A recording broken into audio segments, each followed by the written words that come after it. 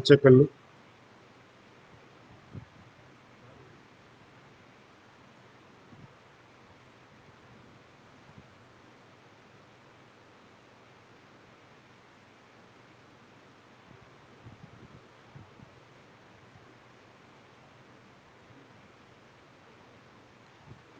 हाँ, सभी साथियों को नमस्कार। एससीईआरटी से मैं मृणाल आप सभी का स्वागत एवं अभिनंदन करता हूँ। मुझे पूरी उम्मीद है आप सभी लोग स्वस्थ एवं प्रसन्न होंगे। साथियों, आज के सत्र में हम बातचीत करेंगे आरंभिक पठन कौशल के अंतर्गत पठन की रणनीतियाँ। जैसा कि विषय बिंदु से ही स्पष्ट है कि पठन की रणनीतियाँ यानी जो हमने अपने पिछले अपने सत्र में पठन को लेकर बातचीत की थी, तो उसमें उसके लिए पठन की रणनीतियाँ क्या होंगी। हम अपने कक्षा कक्ष की विभिन्न विविधताओं को लेकर हमने जो पठन में बातचीत की है, तो जाहिर सी बात है एक जब कक्षा में हमारे विभिन्न तरह के बच्चे हैं, विभिन्न तरह की पठन सामग्रियां हैं, तो उन विभिन्न पठन सामग्रियों का उपयोग करने के लिए हमें विभिन्न प्रकार की पठन की रणनीतियों को अपनाना होगा, जिससे कि शिक्षक और बच्चे दोनों शिक्षा अधिगम प्रक्रिया को सुचारू रूप से संचालित कर सकें। चलिए साथियों, आज बातचीत करते हैं पठन की रणनीतियों के संदर्भ में। साथियों, यहाँ पे हम बात कर रहे हैं कि जब हमने इस चीज को स्वीकारते हैं कि हर बच्चा जब विशिष्ट होता है, सीखने की क्षमता उसमें विविध तरह की अलग अलग होती है और उनका सामाजिक आर्थिक पृष्ठभूमि भी अलग अलग होता है, तो जाहिर सी बात है कि इनमें पठन कौशल के जो स्तर हैं वो भी अलग अलग ही होते हैं और इनको समझना बहुत आवश्यक है। यह कोई आवश्यक यह मतलब जब हमारे विद्यालय में बच्चे आते हैं तो हम अच्छी तरह जानते हैं कि बच्चे अच्छे से सुनना बोलना पढ़ना सुनना बोलना जानते हैं और हमको पठन कौशल पढ़ना लिखने की ओर प्रेरित करते हैं। यहाँ पे समझने वाली बात यह है कि जो भाषा वैज्ञानिक लोगों विद्वानों ने कुछ कुछ पठन के स्तर को आइडेंटिफाई किया है, चिन्हित किया है, उसमें उनके चरणों को बांटा है, उसको समझते हैं। एक तो जन्म से लेके जो कक्षा 1 में बच्चे जब प्रवेश कर रहा है हमारे विद्यालय में, एक वो चरण है जिसको नाम दिया गया है उभरती साक्षरता। उभरती साक्षरता से आशय यानी कि जो पढ़ने लिखने का एक शुरुआती दौर है, उसके अंतर्गत जो बच्चे कार्य करते हैं वहाँ पे इसको आशय लिया गया है। उभरती साक्षरता के संदर्भ में माना जाता है, अक्सर पढ़ी लिखी दुनिया में या सभ्य समाज में यही माना जाता है कि जब बच्चे विद्यालय में आए या वो आ ई ई उ भाषा के संदर्भ में, गणित के संदर्भ में 1 2 3 4 या संख्या बोलना आदि शुरू कर दें, तभी वो साक्षरता की ओर बढ़ना शुरू होते हैं। जबकि हम अपने आस पड़ोस में, अपने घर परिवार में अगर बच्चों को देखें तो 2-3 वर्ष की आयु से ही वो आकृतियों के माध्यम से पढ़ना लिखना या की ओर शुरुआती स्तर करना प्रारंभ करते हैं, या विभिन्न आकृतियों को लेकर आपसे सवाल जवाब करना करते हैं, ये क्या बना है, ये क्या है, आदि आदि। अगर उनके हाथ में कहीं से चाक, पेन, पेंसिल हाथ में आ जाता है तो आप देखिए दीवारों पे, फर्शों पे वो लिखना शुरू कर देते हैं, बंद आकृति, खुली आकृति के रूप में।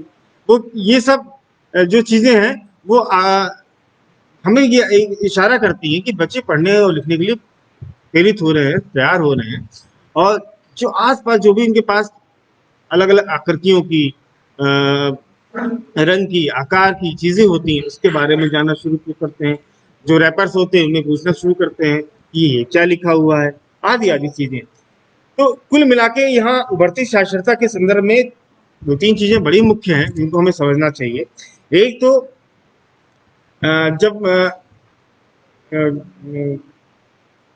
जो भी बच्चे यहाँ पे पठन अभिनय कर रहे हैं, यानी कि जो भी उनके पास आसपास चीजें मिल पा रही हैं, कापी हो, चाहे किताब हो, चाहे अखबार हो या रैपर हो, उसको रंग आकार उलट पुलट की चीजों को देख रहे हैं, तो यानी कि एक यहाँ पे है कि वो पढ़ने का एक अभिनय कर रहे हैं या किताबों को उलटना पलटना यहाँ पे जान रहे हैं, समझ रहे हैं। दूसरा एक आता है शब्द लोगोग्राफिक पठन। उभरती साक्षरता के अंदर लोगोग्राफिक पठन से आशय यह है कि जब बच्चे शब्द और चित्र के माध्यम से, शब्द आकृति या कहते हैं चित्र के माध्यम से पढ़ने की ओर पढ़ने की कोशिश करते हैं। जैसे मान लीजिए किसी वस्तु को है, उस पे हम चित्र नाम लिखा होगा और उस वस्तु को हम इशारा कर रहे हैं कि ये उक्त वस्तु लिखी है। तो बच्चे उस शब्द को नहीं पढ़ पा रहे हैं, उस आकृति को पहचान पा रहे हैं, उस आकृति से पहचान पा रहे हैं कि ये क्या लिखा हुआ है और उसकी ओर वो चीज़ समझ पा रहे हैं। तो कुल मिला के यहाँ पे अगर बात करें तो एक तो लिखित पाठ को सुनकर समझना, पठन का अभिनय करना, शब्द को चित्र की तरह पढ़ना, और जो प्रिंट सामग्रियां हैं, चाहे वो हमारे बहुत सी सामग्रियां हैं जिनके संदर्भ में पिछली बार बात की थी, उनके प्रति अवेयर होना, जागरूक होना, बंद खुली आकृतियां बनाना, अलग अलग तरीकों से इसमें रंग भरना, ये सब चीज हमारी उभरती साक्षरता के अंतर्गत आता है। दूसरा स्तर आता है पठन पूर्व का स्तर, यानी कि जब हमारे यहाँ हमारे विद्यालय हमारे बच्चे में हमारे बच्चे विद्यालय में प्रवेश कर रहे हैं और उनके साथ हम पाठन की क्रिया कक्षा एक के अंतर्गत कर रहे हैं।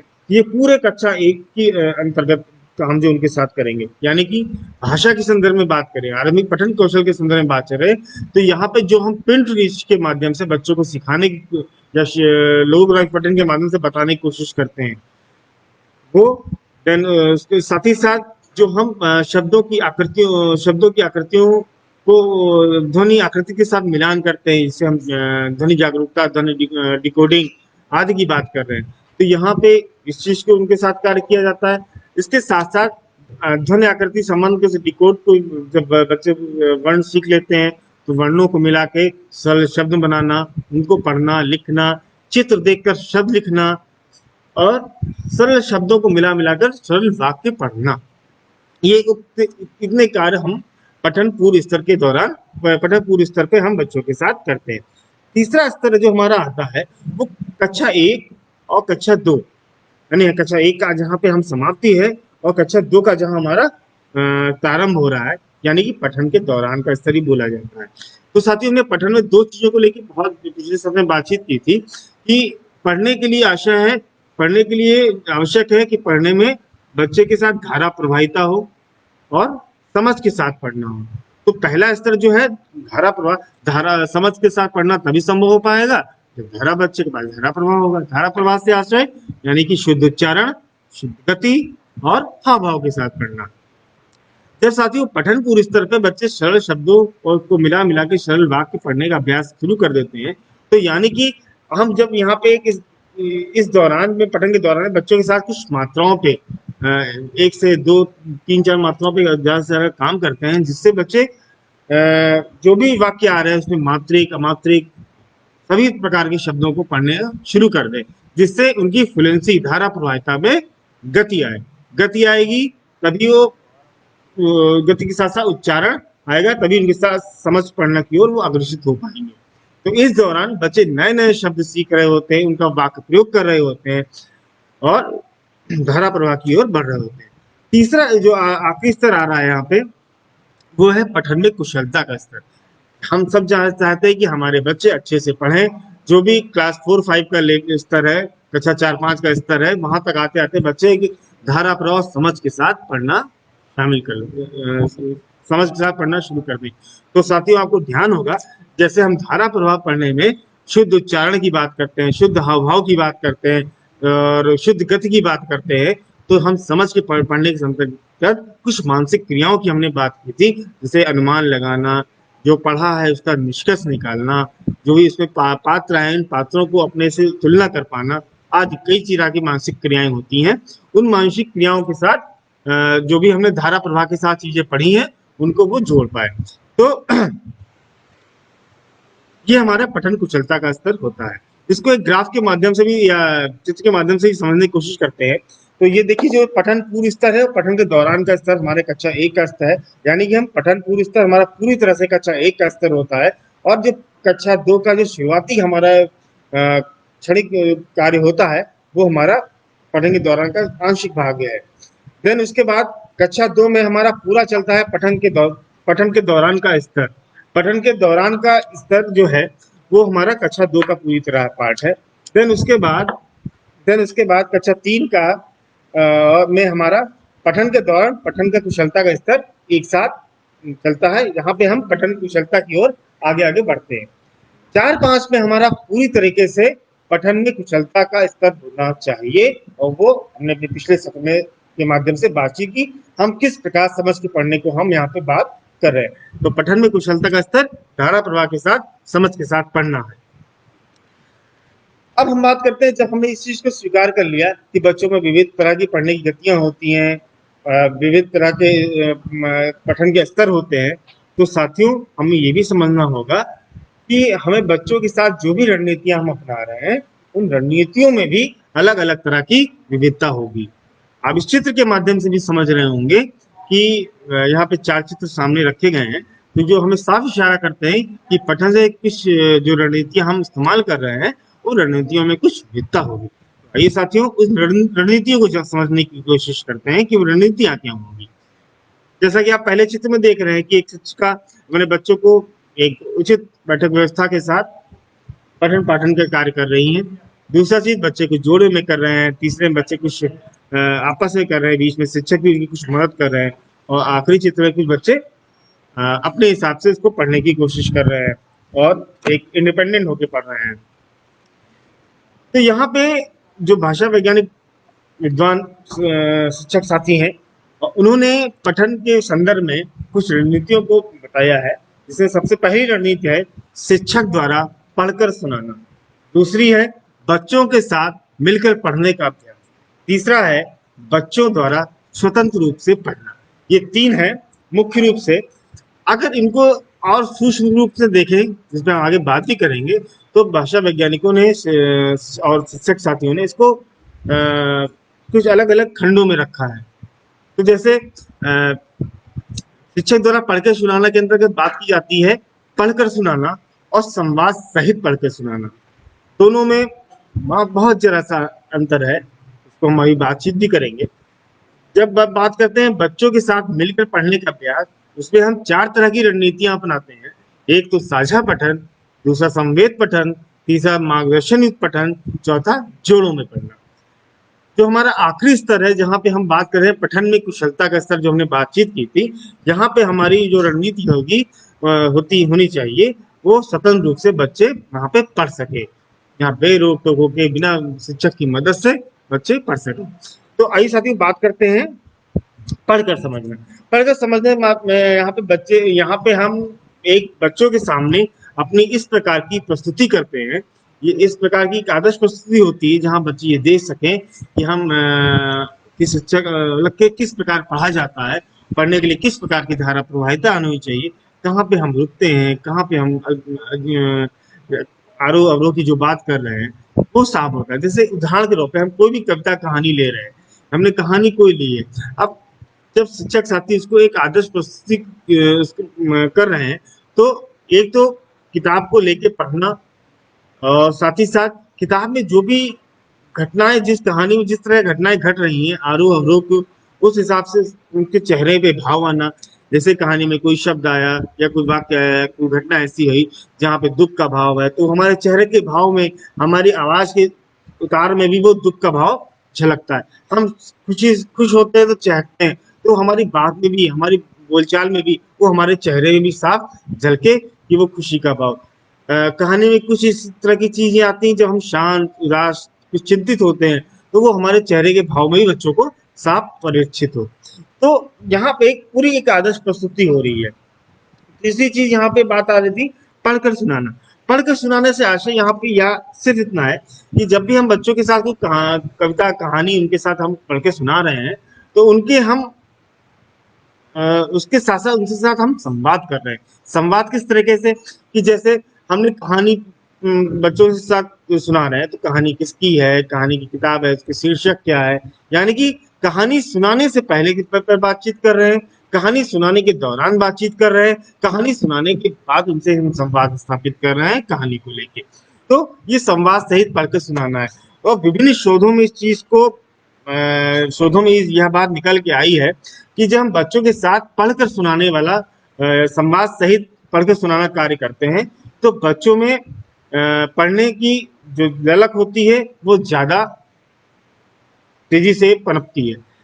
जो हम पढ़ के सुनाने वाला काम करते हैं, वो हम पढ़ के सुनाना के तहत हम बच्चों में यह तो कर सकते हैं कि किताबों के प्रति उनकी जो एक किताब में क्या लिखा है, एक जिज्ञासा को बनाना या किताबों के प्रति उनको अवेयर करना, हम वो कर सकते हैं। लेकिन अगर हम इसके और ऊपर हिस्से के चले, आगे के हिस्से जहाँ हम बात करते हैं समझ की बात, समझ कर पढ़ना, वो यहाँ इसके अंतर्गत हम कर पाते हैं संवाद सहित पढ़ने।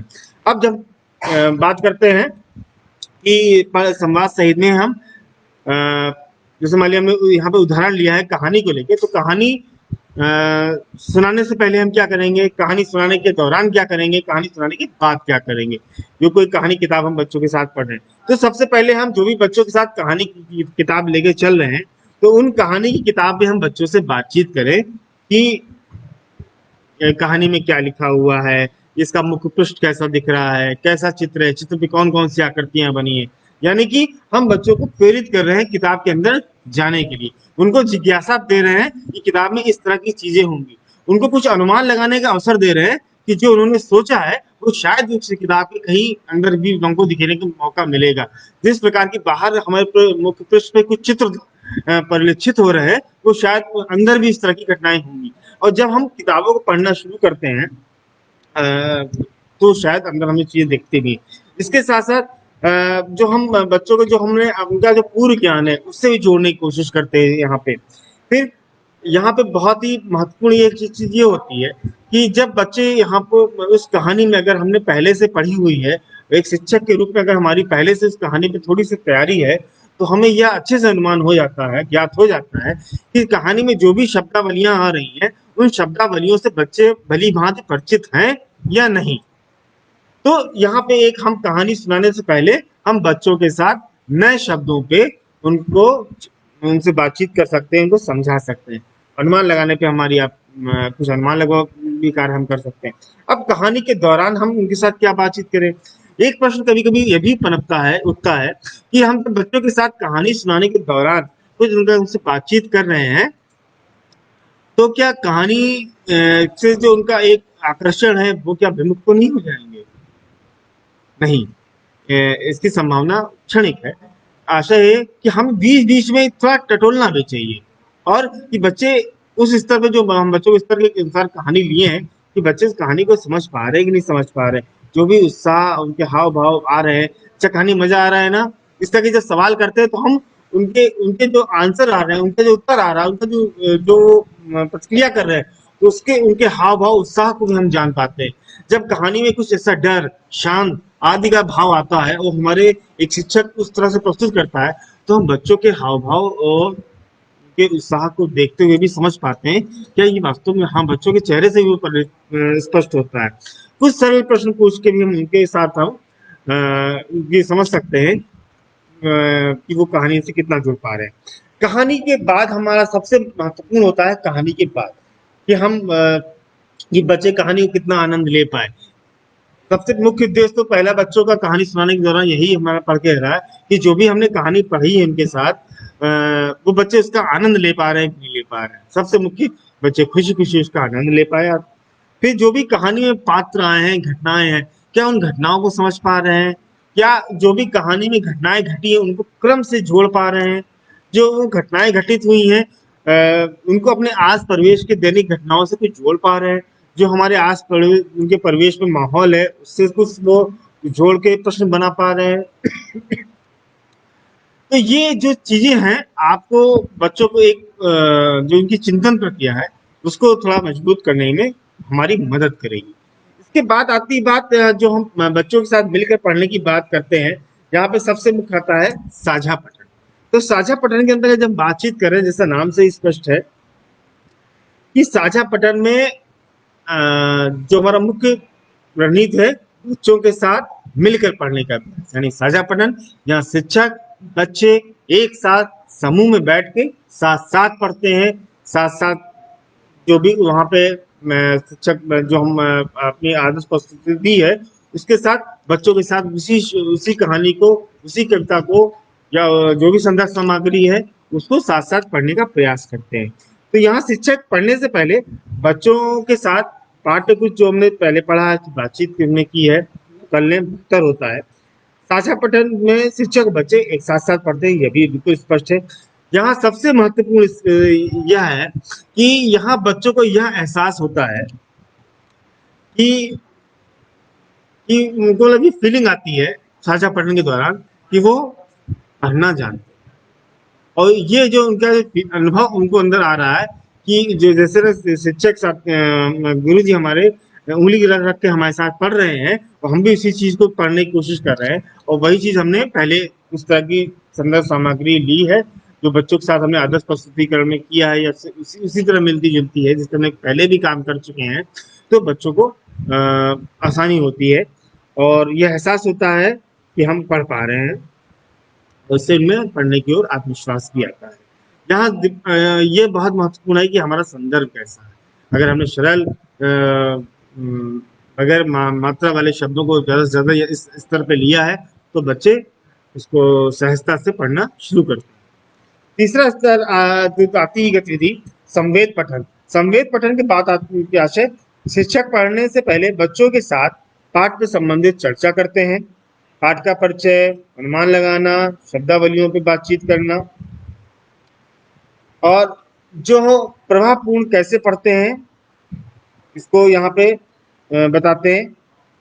और जब बच्चों के साथ पढ़ रहे हैं तो बीच बीच में बच्चे इसको कुछ शब्द शिक्षक ने छोड़ दिए। अब बच्चे उस मतलब या बच्चों के साथ हम जब पढ़ रहे हैं तो मतलब बच्चों की आवाज अपनी आवाज बीच में तेज करना, धीमी करना, तो हम ये समझ पाएंगे हाँ बच्चे आगे बढ़ रहे हैं, पढ़ रहे हैं इस चीजों को।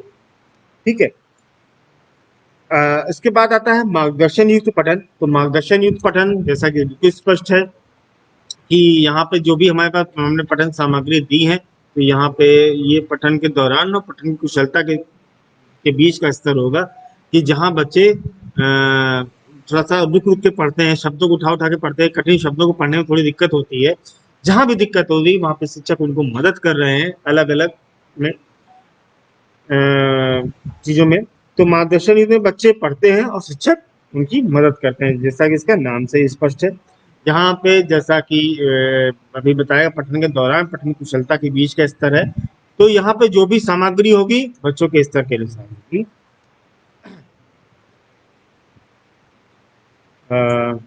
अगला जो स्तर आता है जोड़ों में पढ़ना। जोड़ों में पढ़ना यहाँ पे आशय है कि हम दो दो बच्चों के पेयर बना के दो दो बच्चों के जोड़े बना के उनको पढ़ने का आपस में अनुभव देते हैं। यानी कि मैं मृणाल, मेरा साथी श्यामल है तो श्यामल पढ़ रहा है, मृणाल सुन रहा है, मृणाल पढ़ रहा है तो श्यामल चीजों को सुन रहा है। इस रणनीति के अंतर्गत जो भी हम बच्चे पाठ लेते हैं तो स्तर के अनुसार भी लेते हैं बच्चों को। अगला आता है स्वतंत्र रूप से पढ़ना। स्वतंत्र रूप से जब भी पढ़ने की बात करते हैं तो यहाँ पे हमारा मेन अंतिम लक्ष्य यही है कि बच्चे स्वतंत्र रूप से इस चीज को पढ़ सकें और अपने मनपसंद की किताबों को देखें, पढ़ें और कुशल पाठक जो बच्चों को बनाना है तो स्वतंत्र रूप से इनको पढ़ने के हमें अवसर देने होंगे। और ये पठन की कुशलता का हमारा एक संकेत कह लें स्तर है। अगली बात आती है जब हमारी इस तरह की मुख्य रूप से कह लें हमारी 6-7 रणनीतियां हैं जिन पे हम काम करते हैं बच्चों के अंतर्गत। तो हमने जब पठन की रणनीतियों में विविधता देख ली, इस चीज को भी स्वीकार लिया कि पठन की रणनीतियों में विविध तरीके होते हैं, बच्चों के स्तर विभिन्न तरीके होते हैं, तो जाहिर सी बात है हमें बच्चों को अलग अलग तरीके से हाँ साथियों जो अभी इस बिंदु में बातचीत की है तो इसको इसके साथ समझने की कोशिश करते हैं कि हमारी भूमिका किस प्रकार से है शिक्षक की और बच्चों की। तो यहाँ पे जो आदर्श प्रस्तुतिकरण हम कर रहे हैं यानी कि इसमें हमारी भूमिका है मुख्य रूप से और धीरे धीरे हमारा जो प्रभाव है या हमारा सहयोग है बच्चों में, धीरे धीरे हम बच्चों की ओर उस चीज को रखते जाएंगे। यानी बच्चों की भूमिका बढ़ती जाएगी, हमारी भूमिका धीरे धीरे पठन स्तर में कम होती जाएगी। जब हम इन पिछली जो बताई गई रणनीतियां हमारी मुख्य रूप से 6 रणनीतियां, उन रणनीतियों को हम अगर वो पालन करेंगे अपनी कक्षा कक्ष की विविधताओं को ध्यान में रखते हुए तो वहां बच्चों की भागीदारी हमें अंतिम रूप से बढ़ानी ही है अगर हमें उनको कुशल पाठक की ओर ले जाना है तो। अब सवाल ये आता है कि पठन का कोना, मतलब पठन के कोने से आशय यहाँ पे है कि एक हमारे पास ऐसा एक जगह हो हमारी कक्षा में जहाँ बच्चों को स्वतंत्र रूप से पढ़ने का अवसर मिल पाए, जहाँ बच्चों को कहानी पढ़कर सुनाना और चर्चा हो सके, पढ़ी गई कहानी है उनको रोल पे वो नाटक कर सकें, शिक्षक बच्चों द्वारा मौखिक रूप से कहानी सुनाना हो और कहानी पे का लेखन संबंधी का। तो यहाँ बच्चों द्वारा स्वतंत्र पठन से आशय है, यहाँ पे एक इस चीज की बात भी 1 मिनट कर लेते हैं कि आखिर इसकी आवश्यकता ही क्यों है। साथियों आप जानते हैं, हम जानते हैं अच्छी तरीके से इस चीज को कि बच्चों के पास एक पठन सामग्री के रूप में हमारे पास सिर्फ और सिर्फ उनकी एक अभ्यास पुस्तिका और हमारी पाठ्य पुस्तक होती है। और हमारे जो जिस परिवेश से बच्चे आते हैं वहाँ पे इस तरह का माहौल बहुत सीमित या कहें ना के बराबर ही होता है कि उनको अलग अलग ढंग से कुछ पठन सामग्रियां उनको हम या उनको उनके पास उपलब्ध हो पाए। उनके पास इसका सीमित अवसर होता है, उनके पास सीमित संसाधन होते हैं। और तो यहाँ पे हमारे विद्यालय में हमारी कक्षा में इस तरह की जो भी सामग्रियां हैं अधिक से अधिक हो, जिससे हम बच्चों को इस प्रकार की गतिविधियां बच्चों के साथ करा सकें। तो स्वतंत्र रूप से पढ़ने का आशय ये है कि जब पठन कोने में अलग अलग स्तर की कुछ कहानी किताबें या पुस्तकें रखी हों, जहाँ बच्चे अपने स्तर के अनुसार अपने मन से किताबों का चयन कर सकें, अपने हिसाब से किताबों को उलट पुलट के देख सकें। जो बच्चे पढ़ना भी नहीं जानते हैं वो किताब को उलट पुलट के देखें, कैसे खोली जाती है देखें। यहाँ पे एक चीज सबसे बड़ी मुख्य चीज है कि यहाँ पे खाली किताबों को पठन को आरंभिक स्तर बात कर रहे हैं, जब ये खाली किताबों को पढ़ने को लेके बात नहीं है। अब ये देखिए कि यहाँ पे बच्चे किताबें एक जगह से उठाना, एक जगह से रखना, उसी स्थान पे रखना, ये धीरे धीरे सीखते हैं, लेकिन सीखते हैं बशर्ते उनको यह अवसर दिया जाए। और यह अवसर उनमें किताबों की रुचि के साथ साथ उनके व्यक्तिगत जीवन में भी एक अनुशासन लाता है, जिससे वो एक मतलब अनुशासन से आशय मेरा एक व्यवस्थित तरीके से अपने कार्य को कर सकते हैं। जैसे हमने बात की कहानी पढ़ के सुनाना व चर्चा करना, यहाँ पे शिक्षक बच्चों के स्तर व उनकी दिलचस्पी के अनुसार किसी किताब का चयन करें। जो भी हम किताबें हमने ली हैं हम रुचि को ध्यान में रखते हुए, यहाँ बहुत ही आवश्यक इस बात को लेके आवश्यक है कि जो भी पठन कोने के अंदर सामग्रियां रखी हुई हैं वो हमें बच्चों के स्तर के अनुसार होनी चाहिए, बच्चों की रुचि के अनुसार होनी चाहिए। आपने अक्सर देखा होगा कि जैसे मान लीजिए मेरा पढ़ने का मन नहीं है, लेकिन जब बच्चों से संवाद करते हैं तो ठीक है हम थोड़ा पढ़ लेंगे, अब थोड़ा क्या पढ़ लेंगे, और जब थोड़ा पढ़ लेंगे वो हमसे भी वो क्या कहें, जैसे हम बाजार जाते हैं बार्गेनिंग करते हैं तो वो बच्चे भी हमसे कर रहे होते हैं। तो अगर अगर हम उनको रुचि के अनुसार उनकी वहां पे कुछ सामग्री उपलब्ध करा पा रहे हैं तो वो वहां पे ठहरते हैं, उस जगह पे ठहरते हैं, चीजों को देखते हैं, समझते हैं। अगर तो रुचि वाली चीजों के साथ उनके साथ हम संवाद शुरू करते हैं तो वह जाहिर सी बात है उनका पढ़ना लिखना तेजी से शुरू होता है। जो भी कहानी उन्होंने बच्चों ने पढ़ी है उस पर उनकी पात्राएं उनके पात्रों का अभिनय कर सकें, अभ्यास परोस से जोड़ सकें। बस शिक्षक बच्चे दोनों ही उस जगह पर अपने हिसाब से मुख्य रूप से कहानियों को सुनाना समझना शुरू करें। अब जहाँ पे हमने बात जब की कि विभिन्न प्रकार की रणनीतियां हैं और जाहिर सी बात है उन रणनीतियों के लिए हमारे पास विविध प्रकार की सामग्रियां भी होनी चाहिए। जैसा कि आप यहाँ पे एक चित्र भी देख पा रहे होंगे, यहाँ पे अलग अलग जो हमने विभिन्न अपने सत्रों में जो भी हमने यहाँ पे स्लाइड आपके साथ साझा की है, उसमें अलग अलग चित्रों को यूज किया है कि बच्चे इन सामग्रियों को कैसे यूज कर रहे हैं। यहाँ पे बच्चों के साथ ना देखे इसको अलग से रखा गया है कि जैसे पठन के सामग्री के अनुसार देखें तो सबसे पहले आती है चित्र वाली कहानी। तो हमारे पास कुछ इस प्रकार के चित्र वाली कहानी, बड़े बड़े चित्रों से स्पष्ट दिखता हो, आज परिवेश से जुड़ी चीजें चित्र हों जिसमें बच्चे समझ पाए क्या है। डिकोडिंग योग्य कार्ड कविता कहानी के चार्ट किताब कुछ इस तरह के चार्ट हों जिनमें मात्रिक बगैर मात्रा वाले शब्द जिनका हम डिकोडिंग में उपयोग ध्वनि आकृति पहचान में कर सकें, धारा प्रवाह के पढ़ने में कर सकें, पठन कुशलता के दौरान कर सकें। कुछ प्रकार की कविता कहानी के चार्ट हमारे बिग बुक में बड़ी आकृति की किताबें हों, बड़े चित्र बने हों और बड़े बड़े अक्षरों में एक दो वाक्य लिखे हों तो बिग बुक हमारे शब्द चित्र कार्ड, एक्शन कार्ड, सरल कहानी किताबें, विभिन्न परिवेश और व्यवसाय से जुड़ी हुई चीजें, हमारे विभिन्न जो हम अभ्यास पत्रक बच्चों के लिए जो अपने उनको पढ़ने के अवसर या लिखने के अवसर देते हैं तो उनमें हम जो अभ्यास पत्रक बच्चों के लिए बनाते हैं, वो अभ्यास पत्रक भी हमारे यहाँ पे शामिल हो सकते हैं। और हमारी पाठ्य पुस्तक वो अभ्यास पुस्तक तो है ही। अब यहाँ एक चीज से और समझ लेते हैं कि बच्चों को संज्ञान में रखते हुए ये आवश्यक है कि हम जो भी रणनीतियां बनाएं तो बच्चों को उनके अधिगम स्तर को ध्यान में रखते हुए ही बनाएं। तो सबसे पहला एक आती बात कि यहाँ एक समय का निर्धारण होना बहुत जरूरी है। समय का निर्धारण से आशय ये है कि सभी बच्चों को उनकी आवश्यकता के अनुरूप पढ़ने का समय अवश्य निर्धारित करें। शिक्षक अपनी आवश्यकता के अनुरूप पठन के विभिन्न स्वरूपों में से किसी एक स्वरूप का उपयोग बच्चों के साथ किया जा सकता है। आशय ये है कि जो भी हमने यहाँ पठन कोने के अंतर्गत विभिन्न सामग्रियों से आपका परिचय कराया है, वो पठन सामग्रियां एक निश्चित समय के लिए हमारे कक्षा कक्ष में बच्चे उसका उपयोग करें। आप यहाँ पे बच्चों के साथ हम संवाद कर सकते हैं कि जो हमने कालांश अपनी 35-40 मिनट की कालांश ली है बच्चों के साथ या अभ्यास लिया है, अब यहाँ पे बच्चे स्वतंत्र रूप से पढ़ें। अब इस पर जब हम बच्चों को स्वतंत्र रूप से पढ़ने का अवसर यहाँ पे देंगे, उसके 1 मिनट यह देख लेते हैं फायदे क्या क्या है। मान लीजिए आपकी क्लास में 20 बच्चे हैं और 20 बच्चों ने आपने स्वतंत्र रूप से पढ़ने का अवसर दिया। भले बच्चों ने 5, 10, 15, 20, 15 मिनट उस किताबों को देखा, पढ़ा, जो भी है, जो भी किया अपने स्तर के अनुसार। अब हम उन्हीं बच्चों के साथ एक समूह डिस्कशन ग्रुप चर्चा करते हैं कि चलो जो तुमने पढ़ा हमको बताओ क्या पढ़ा। 20 बच्चे 20 तरह की सामग्रियां पढ़ रहे हैं, अलग अलग सामग्रियां पढ़ रहे हैं, तो इस बात की पूरी संभावना है कि 20 बच्चे कम से कम पूरी क्लास को, पूरी अपने साथियों को कम से कम 5-10 नए शब्द तो देंगे।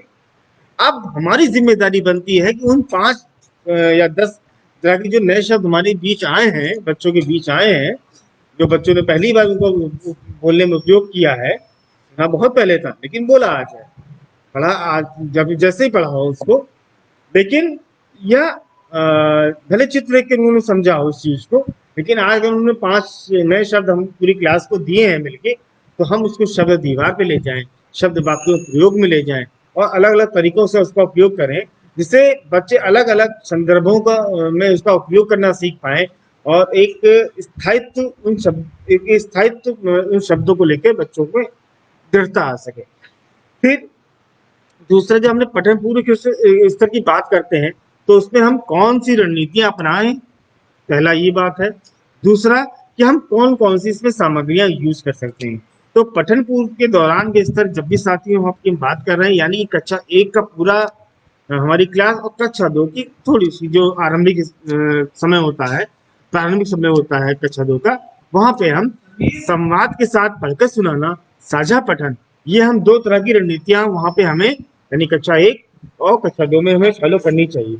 यहाँ पे जो हम सामग्रियां ले सकते हैं, अब वो सामग्री हमारी क्या हो सकती है, तो सबसे मुख्य रूप से सामग्री यहाँ में हमारी हो सकती है चित्र, शब्द चित्रकार, चित्र कहानियां, बिग बुक और बड़े बड़े शब्दों में लिखी हुई चित्र कहानियां, कविता कहानी की किताबें कविता कहानी किताबें से यहाँ पे 4-5 सरल पंक्तियों वाली किताबें जो पंक्तियों में लिखी होती हैं बड़े बड़े शब्दों में, उन पे, और उस पर आधारित हमारे अभ्यास ग्रिड, चाहे वो चित्र के माध्यम से हो या जो भी बच्चों ने डिकोड वहां पे वर्ण पहचान लिए हैं उन वर्ण के माध्यम से हो, और उनके मिला के वर्ण पहेलियां हो या वर्ण अंताक्षरी, जो भी हमारे पास मतलब अलग तरह की चीजें हो, उनके अधिगम को स्तर को ध्यान में रखते हुए हम अभ्यास बच्चों को दें। अब जो भी हम बात कर रहे हैं, अगली बात पठन के दौरान और पठन की कुशलता के स्तर की बात कर रहे हैं। तो इस दौरान जो हमें रणनीतियां अपनानी चाहिए, वो हमारी रणनीतियां होंगी संवेद पठन, मार्गदर्शन युक्त पठन, जोड़ों में पठन और स्वतंत्र रूप से पढ़निया।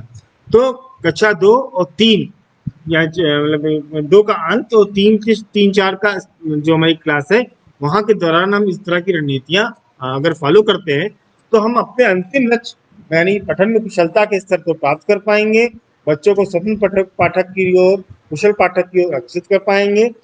और इसमें जो हमने अभी पिछले अपने सब यहाँ पे अभी पीछे यहाँ पे जो आपको सामग्रियां दिखाई, इनमें हम ये सामग्री बच्चों के साथ उपयोग कर सकते हैं।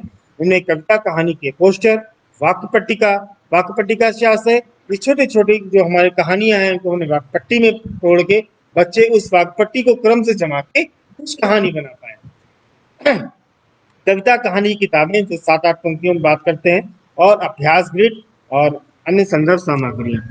अगली जो रणनीतियां हमें बच्चों के साथ अपनानी चाहिए वो है मोटिवेशन, यानी कि प्रशंसा करना। जैसे हम बात करते हैं कि जो भी बच्चों ने लिखा वो शायद उन्होंने अपनी भाषा में लिखा है, जो भी बच्चों ने पढ़ा अच्छा पढ़ा, दो शब्द पढ़े शुरुआती स्तर पे अच्छे पढ़े, हम तुम ये एहसास कराना कि आप पढ़ सकते हो, आप पढ़ लोगे, अच्छे से पढ़ोगे, जो भी गलतियां कर रहे हैं उन गलतियों पे अपना ध्यान ना देते हुए उस गलतियों के माध्यम से हमको सिखाने का प्रयास करें तो बेहतर है। आशय यहाँ पे है कि जो भी बच्चे द्वारा कविता कहानी पढ़े गए हैं, चित्र देखे गए हैं, जो संवाद कर रहे हैं, कीप इट अप, तुमने अच्छा बताया, अच्छा देखा, अच्छा पढ़ा, हम उनको मोटिवेट करें, यहाँ पे उनकी प्रशंसा करें। एक चीज यहाँ पे और है, किसी जो बच्चे पढ़ रहे हैं या पढ़ने के साथ कुछ लिखने वाला काम कर रहे हैं तो हम उसको दीवारों पे जब डिस्प्ले करते हैं और फिर पढ़ने करते हैं तो और उनको अच्छा लगता है चीजें, और वो और अधिक ऊर्जावान और अधिक आत्मविश्वास के साथ चीजों को पढ़ते हैं। तो साथियों, अंत में इस पूरे सत्र की हम जो ने रणनीतियों की बातचीत की है, तो यहाँ पे बातचीत करते हैं कि पठन के दौरान जो भी हमने रणनीतियां अपनाई, विविध स्तर अपनाए, तो उसके अंतर्गत हमें कुछ बातें ध्यान रखनी होगी।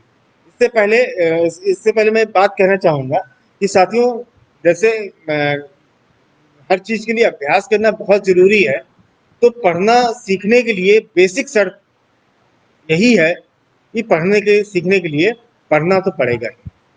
हमें उनको हर हाल में पढ़ने का अवसर देना है, एक निश्चित समय में बांधना है उनको, बांधना नकारात्मक यहाँ नहीं, आशय नहीं है, बांधने से आशय उनको हमें संवाद करना होगा कि आप इन चीजों को पढ़ो और एक निश्चित समय में, और क्या पढ़ा उसको हम साझा करें।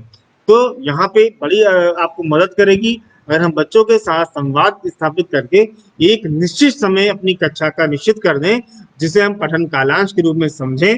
वो पठन कालांश निश्चित कर दें अपना, जहाँ बच्चे खुद ही निर्धारित करें कि उन्हें क्या पढ़ना है, और जो पढ़ा वो हमको बताएं, पूरी कक्षा को बताएं। देन उसके बाद जो भी हम बच्चों के साथ अपनी हम रणनीतियां ले रहे हैं, तो हम उसका एक अपना रनिंग आउटकम तय कर लें, उसी के द्वारा हम अपनी रणनीतियां तय करें, सामग्रियां तय करें, तो ज्यादा हमारे लिए बेहतर होगा।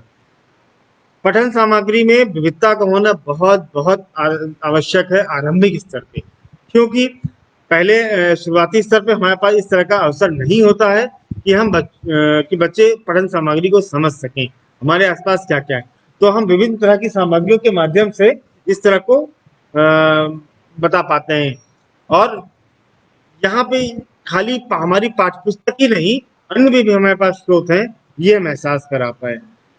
दूसरा चार्ट पठन कोने के संबंध या एक जो भी है पठन सामग्रियां हैं जहाँ व्यवस्थित रूप से रखी हैं वो है, मतलब उसका हम जिक्र कर ही चुके हैं। यहाँ एक अगली महत्वपूर्ण बात यह है कि जब भी हम बच्चों के साथ पठन को लेकर कार्य कर रहे हैं, जब भी हम बच्चों के साथ कविता कहानी को लेकर काम कर रहे हैं, तो एक शिक्षक होने के नाते मेरा ये दायित्व है, हमारा कर्तव्य होना चाहिए, और ये हमारी पहली सीढ़ी होनी चाहिए कि हमारी इस कविता कहानी पे हमारी पूरी पकड़ है। हम तभी जब हमारी पकड़ होगी तभी उस कहानी पे हमारे उतार चढ़ाव होंगे, तभी हमारी समझ होगी, तभी हमारी हम उस पे अपने हाव भाव को प्रदर्शित कर पाएंगे, और बच्चों से संवाद भी उसी स्तर पे हम बातचीत कर पाएंगे। जब भी बच्चों को अधिक सही से पढ़ने का हम समूह में जोड़ों में पढ़ने का अवसर दें। जाहिर सी बात है, हम उम्र में बच्चे बहुत तेजी से सीखते हैं और आपस में सवाल जवाब करते हैं, जिससे उनकी समझ का स्तर विकसित होता है। तो साथियों, पठन के लेके आज हमारी यही बातचीत थी, और आप लोगों के कोई भी सुझाव हो हमें अवश्य बताएं। इसी के साथ आप लोग सभी प्रसन्न रहिए। धन्यवाद।